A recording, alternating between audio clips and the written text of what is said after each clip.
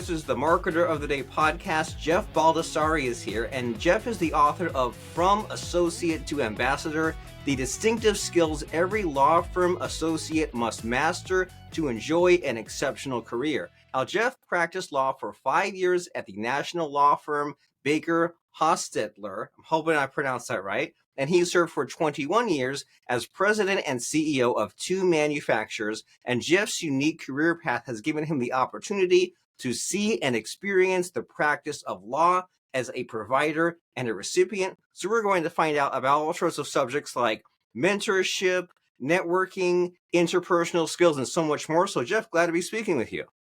Hey, Robert, thanks for the opportunity. I really appreciate it. And I appreciate you and you too, and the wisdom and knowledge that you're about to impart on us. So tell us about yourself. We kind of gave a little bit of a bio, but what's your current passion and focus? What just gets you super excited, fired up? People. And that's what the book's all about. I think 80% of the book, the main focus, main target audience is law students and junior associates, but it's people. I really love working with people and bringing out the best of them and creating an environment in which they can thrive. And then obviously we'll talk more about mentorship and how that comes into play, and networking, which really should be renamed relationship building if you go in with the right mindset approach. But it really comes down to people. It's the trickiest and most difficult thing we all experience in life, whether it's personal or professional. But it's also it's fun. When it clicks and it works, nothing makes you feel better. At least for me, I really enjoy the fulfillment of seeing people around me do at their best and achieve things they didn't think was possible. And make my life a little happier and also a little bit easier sometimes. And if I can do that for others, that's a good day. Right. I imagine that can feel good when you're at your best and you inspire others and the whole team works together. But as you kind of alluded to here, unfortunately, it's a tough nut to crack, right? It's like there's some of these subjects in life where it's like there's the story about there's like 6 blind people all touching an elephant, and one person's like holding like the side and the tail and the horns, and everyone has this whole like these different opinions. And it's like there's some subjects in life like humor or like people skills where the more you try to learn about it, dissect it, the more it's like that thing with the elephant where it's like all these different things. And it's like when you really like try too hard to learn it, then you figure out you know even less and less. But then as far as the people skills go, when you have a toxic workplace, when you have a dysfunctional team, but on the flip side, when everything's working together. So what's a good starting point? Like, does it begin with ourselves? Like, how do we have a good just work ethic? How do we be happy, fulfilled? I mean, it seems like just the most impossible thing. Yeah. How do we get there? Right. Right. We can identify when things are great. We can identify when things are not so great. And the hard part is everything in between. And I probably have over 500 quotes in my book. And the one that stands out the most, to your question, Robert, is from my own father, who was very successful in his business career. And he told me this probably 30 years ago, and that is, everything in life is easy until people get involved. And Nice. it rings so true as you go through life. And I think that the key is your ability to connect with people. That's what it comes down to make that emotional and intellectual connection where you actively listen, you understand where they stand, where they're coming from, what their viewpoint is. Put yourself in their shoes. And I think from the book was, this wisdom took from many years of observation, many years of experience, and it's not taught in law school. That's what was really cool for me to write the book. It wasn't my initial intent to write a book. It was about I wanted to become a corner office partner at Baker Hostetler. And I always wondered, what sets these folks apart? And I just started writing down observations, and it really boiled down to directly or indirectly their ability to connect with people. And when I refer to people, their clients, the support staff, and their colleagues. And if I had to do a subset of that, if you could master 4 things with people, and that is the ability to motivate, to manage, and then to manage, then to inspire and influence. Those 4 things are the keys to success. And again, it's not taught in law school, it's not taught in business school, and yet that's what sets you apart. Otherwise, you're a commodity, you're a subject matter expert, that's very important, don't get me wrong, but it's not the ballgame. The ballgame is the people. People make it happen. And it's amazing, and I'm sure you've seen this in your career, either directly or indirectly, when you do motivate, or you do inspire, or you do influence people, what they rise up to in the occasion. But it starts with that connection. Do they trust you? Have you established trust with them? Have you become trustworthy for them? They can rely on you. You have their back. You have their best interest in mind, and then you take the time to make them a priority. When you hear about the term servant leader, do you serve the people you're working that are on your team? That maybe in an organizational chart they work for you, but in practice you work for them. You need to make If you make their world the best it could possibly be, you look like the hero, and that's the big distinction. And if you can figure that out, you have gold in your hands. That's helpful. That's a good starting point. So just to make sure I have this right, you say that we need, it's like MMII, right? We want to motivate, manage, inspire, and influence. And it seems like there's a level of intuitiveness and practice and keeping the muscles strong, right? There's like, well, you can't just, I mean, it's good to read a book such as yours and say, well, here are my observations. And there's people that they are good, have a good work ethic, and they're studious, but then they're like missing the people factor. And then there are people that seem to have it all figured out, and here are all my observations. But if you spent your whole career just reading and studying from the book and said, okay, one day I'll apply this, it seems like we need to make this a daily process. And as you kind of mentioned me a little bit, like I can relate to having like the technical skill and saying, well, the peopling does not come naturally, but I make it a point to do lots of peopling every day just to keep that muscle alive. Even though maybe I wasn't like born with the people skills, I kind of keep it up and running and working. And so, what do you think is an area where people go wrong with this? Like, it's easy to talk ourselves out of something or say, oh, well, I don't have those people skills. But what would you say to that? How can we kind of overcome some objections here? Well, to your point, in whether it's law school or business school, they don't teach these soft skills, the people skills. Okay, and it's an absence of the education. And when you're in school, you get this reinforcement of becoming a subject matter expert. And so, if I made an analogy to the example you gave, people skills and mastering them is like learning how to play golf.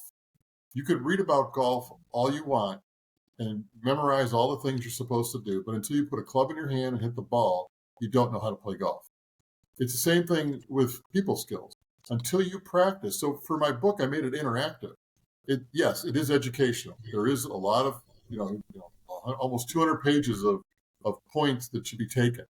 But it also asks you to take certain steps to build it into your DNA, your daily practice. Or it could be a reflection.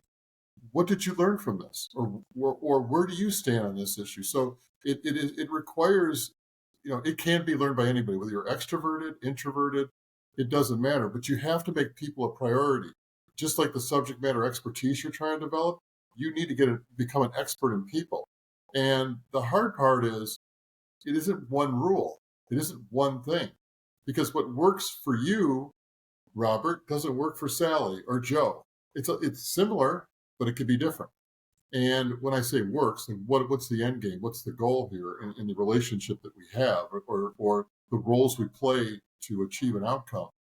And it takes a lot of flexibility. So it's not a black and white world where if you do these 3 steps, you're going to get that outcome.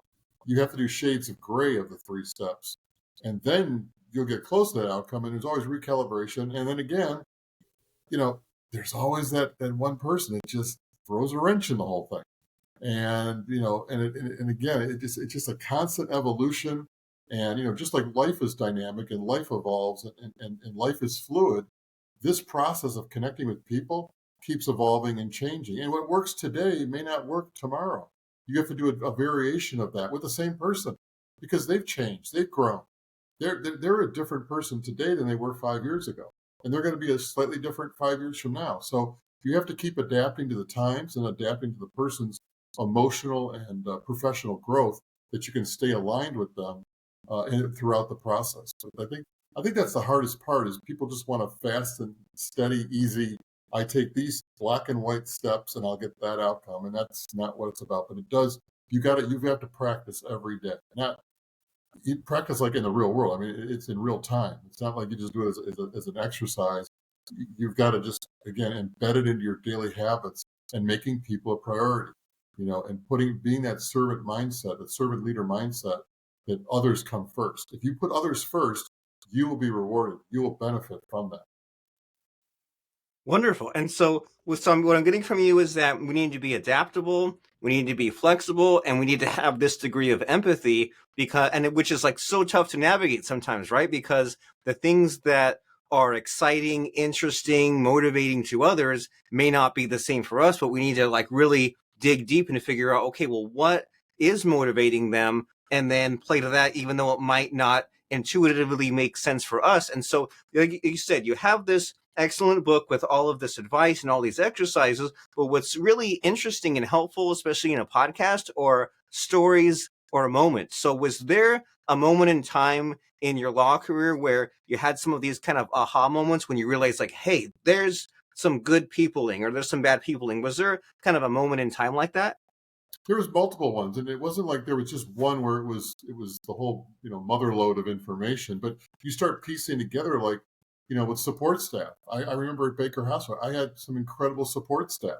They made me look great. They helped me get my work done quicker.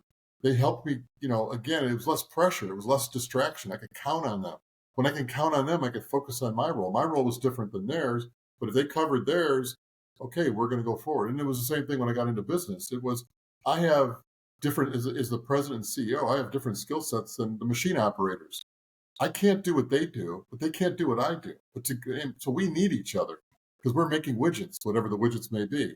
And so by that collaborative effort and playing in our roles, those are the aha moments when you just realize, well, if I do the things right and I set that environment and dig into things, because like to your point you just made, sometimes it has nothing to do with work.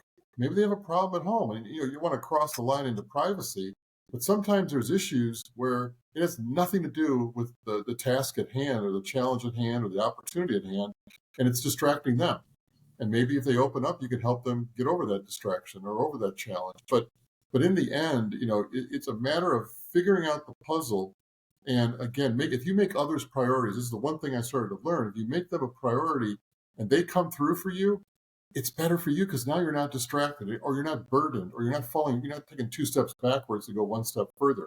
And so it's less stress, it expedites the process, and then the end product itself is even better because everyone's contributed in their own way and again with different skill sets. But at the end, whether it's a practice of law, whether we're doing a transaction or it could be litigation, or it could be in manufacturing where you're making something. If everyone contributes, it builds those relationships, builds those connections with our clients, and obviously serving the clients is the whole point of it all and where it works. And it seems like it's some degree of delayed gratification, isn't it? It's like it might be tempting to say, oh, I don't have time to have the pleasantries or to find out like how I can serve them better. But it seems like if you live life that way, then you'll find yourself just making more work for yourself later. So you might feel like, well, I'm saving time now by just being all about the facts and all about the work. But it's like if you care and have that degree of, they call it emotional intelligence or a servant leadership or all these different kind of factors, it might seem like somewhat of a waste of time in the moment, but by kind of having that trust and having that good relationship, then it will pay off later on. And so in your book, you have all these kind of excellent like introspective questions and all these things to focus on. But is there something that you think is not discussed enough lately? Is there something that really makes the book stand out and unique compared to a lot of the helpful advice that's out there? I think there's a lot of emphasis today. When I was practicing law, it was a few years ago, networking was more in its infancy as far as identifying it as an active, marketing tool or sales tool. I mean, networking's been going around. It's been around for hundreds of years, but it really didn't get labeled as such until probably the 90s, and early 2000s. And today, everybody talks about networking, and I think what's getting lost in all this is what is the real purpose of networking? How can you be you want to produce results, but you can't go about it directly. You can't go up to Robert. I can go up to you and go, hey, Robert, buy my widget or but hire me for my services. You don't want to hire that guy because it's all about him. It's all about me. That's selfish. Nobody wants to hire the selfish person. You have to approach networking as, what can I do for you, Robert? How can I help you? What introductions can I make? What doors can I open for you? If I do that, that's relationship building. Because then now, in most cases, not all cases, but in most cases, when you approach someone from a you mentioned empathetic standpoint, or you want to add value to their career, to their life, and asking them, and then actually going ahead and doing it, how can I help you? When you do that, more times than not, they're going to reciprocate however they can. So it'll come back to you in a boomerang effect. But that's what I think gets lost, is people just think they have to directly go at it and say, hey, Robert, I provide legal services. Our firm has, 1,000 attorneys, and we have expertise in these 12 areas. We're the best in this and this and this and this. No, because again, you're focused all on subject matter expertise and presence.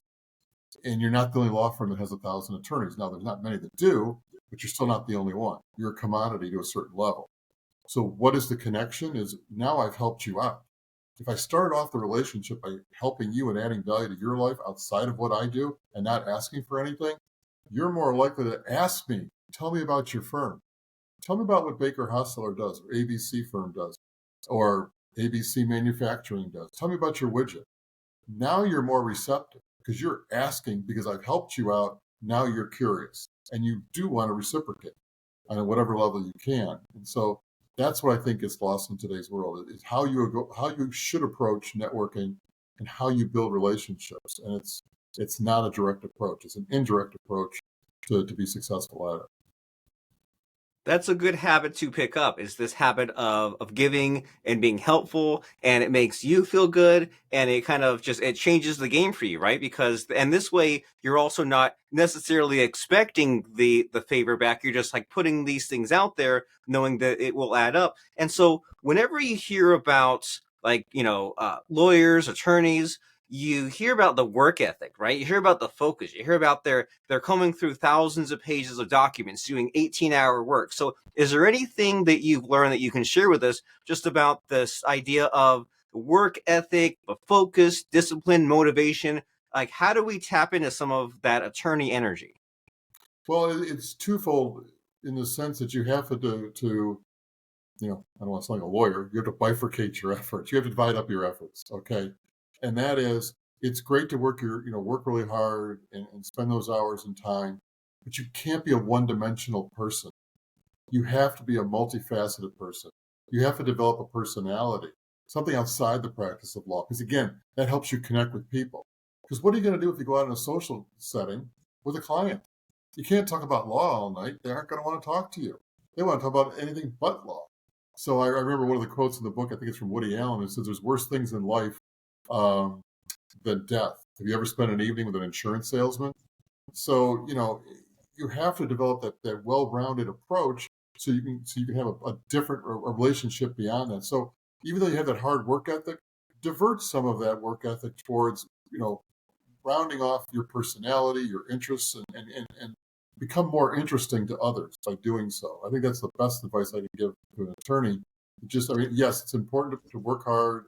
I think it was Nick Saban. This quote is not in the book, but it's somewhere along the lines of, we all have to pay the price of either, of discipline or disappointment in life. So you got to make the effort. So if you have the discipline, great. You're gonna reap the benefits. But on the same token, if you don't, then you're going to reap the hardship of disappointment because you didn't make the effort. But I think the biggest thing is to round off who you are, make yourself more interesting. And also, even within the practice of law or within business, you can't be a one-dimensional person. So, for example, the name of the book is From Associate to Ambassador. Be an ambassador of the firm. You need to have a working knowledge of what the firm brings to the table. It's not just about you. Otherwise, all you can talk about is what you do at the firm. You might as well be a solo practitioner, because that's what you're going to present yourself as. That's what you're going to be perceived as, versus, hey, our firm, we practice in 28 different areas. We're in the top 10 of all of them in the country. We've done this case, that matter, whatever is public record, you can share that. And oh, by the way, I happen to work in the, in the tax department, or I'm a labor attorney. what you do in the firm, you're just one of 1,000, one of 50, one of 20, one of 100. And so the story as an ambassador has to be more than just you. Otherwise, you're going to come across as a solo practitioner, and that doesn't benefit you or the firm for that matter, because the firm brings a lot more to the table. And by bringing that all to the table as an ambassador of the firm, now you've gotten out of that commodity, bucket and become something that's special, that you bring more value to the table than other firms, are unable to do. I love it. So the path to the decommoditization and having greater dimensionality here is to, number one, become more well-rounded and figure out a hobby. That way, at the very least, you have some form of small talk, and you have, I'm sure, like a way to give your brain a break. Like we've all had that problem where we're kind of hitting a brick wall and trying to figure out, how do I write this? How do I solve this? And then you go and do something for fun. You go for a run, you go for a swim, you go do some woodworking, and then because your brain is kind of, I don't even know what it is, it's like off guard or off duty, and then it solves that problem for you. You can get right back to it later on. So there's that part of it. And there's also just like knowing where you fit into your organization. And nowadays, I mean, we're so blessed to have LinkedIn, to have the company website. It has all these pages for SEO purposes, and those are there for a reason. So it would help us to just kind of read about, well, what's my company's, mission and vision and values, and what are the other roles? So that way, you're placing it. So that way you just kind of are more aware. And so it seems like from your answer here that it revolves around curiosity, right? That we can't just be kind of this person that does the bare minimum and clock in and clock out. We need to be curious about these things that maybe at first glance seem not important, but then maybe pay off later on. And, we've all like taken that class in school at age 10 or age 12 and took some, history or some math class. And then later on, it was just some weird bit of trivia that we were able to then bust out for some conversation. And so it's like, Right. it's all useful, it's all helpful. And so we mentioned your book a few times, From Associate to Ambassador. So what's the call to action here? Like we said that people in the legal profession can benefit from it, but anyone can really. So what's the big benefit, and why should someone be super eager and excited to check out this book? I think it comes down to, again, the distinction in anyone's career, whether it's in business or law, is your ability to connect with people. Otherwise, you're just a subject matter expert, and like I said, you're just a commodity. If you want to decommoditize yourself, if you want to have better career stability, because when you all you have is subject matter expertise, well, that subject matter may come and go with the times. You may become kind of irrelevant at times, or not as relevant, and your job could be at risk, or you can get laid off, no matter where you work. If you have the people skills, not only will you overcome that, well, now you're bringing in clients because you're a rainmaker, or you have relationships within the organization or with the customer base or within the support staff, that you're an important cog, where you have that halo effect, like you were mentioning with the networking. It's great that one person will reciprocate where they can, but your reputation starts to get around that you add value. That story just gets told over and over and over. And so the second part is fulfillment. Because if you start, we talked about the beginning of our conversation, when you asked me, like, what do I love about, people aspect? If you're helping people out, again, and you're making a difference in their lives, you're going to be more fulfilled in your career than you will if, oh yeah, I was an expert on promissory estoppel, or some legal doctrine, or whatever it may be, and you're going to end your career like, who cares? Big deal. You're one of a million that were experts on that. But if you could say, I also helped groom dozens and dozens of attorneys, or dozens and dozens of support staff. You know what? In fact, one of my proteges is now the CEO of the company. How proud would you be if that happened? And not that it's going to happen that often, or the most important thing is, I helped people reach their potential, whatever that is. And there's always pride and dignity in reaching your potential, whatever that is. And if you can help people, if you can contribute to that, that's more fulfilling. So that's what the takeaway from the book is, I think, is by connecting with people, you're no longer going to be a commodity. You're going to be better control of your career, and your career is going to be more fulfilling. And unfortunately, the business schools and law schools don't teach this. And it'll accelerate your professional development, because you're going to have to learn this. And your predecessors not all of them, but the ones that have really excelled in your organizations, they have learned this. And if you could learn it in your 20s versus your 40s or 50s, how much better off are you going to be? Quite a bit. A lot better. And it makes a lot more sense to figure this out early than say, oh no, I figured it out. I have 10, 20 years of my career left. Why not do it early? And I love what you said there, how there's pride and dignity in fulfilling your potential. And you always hear about these things like quiet quitting, and it's like, well, there's two sides of the coin, right? Like if you're unsatisfied, unhappy with where you are in your career, well, sure, it might be your place of employment, but there's also that aspect of you and what you make of it. And if you're lacking on the people skills, or if something's not right, or you need to work on some of these soft skills, then this is a good starting point to have that awareness. And like you said, Jeff, there's in almost every page there's like questions, and you can go and write in the answers, and it's really helpful just to know where you're at and where your strengths and weaknesses are and what you can do more of and work on. And you're so right that there's people are always worried about being laid off or being fired, and it's like, but if you're irreplaceable in your organization, if you have the people skills, if you do the networking, you have the contacts, sure, it might be awkward and unnatural to figure this out, but once you do, then you'll be in a really good spot in your career and you have more choices and potential. And so this is Jeff Baldessari, author of From Associate to Ambassador. So what's the call to action here? What are some next steps? Should someone go to Amazon to buy the book? Is there a website, contact details? What's the next step here? Go to the website. It's from associate to ambassador.com. And you can sign up for the newsletter, which is right on the homepage, where you get an excerpt of the book every other week, one page of the book. And you can buy the book on the website, again, from associate to ambassador.com. You can click on there. You can buy it through Amazon. You can do it, paperback, electronic, and soon to be Audible. At the end of this month, it'll be available end of April. And there's also a blog section there. That's more for the attorneys, who are doing research. But it really does. It provides information about me as well as the book itself. But the website's got everything you need right there, and that's what I recommend doing.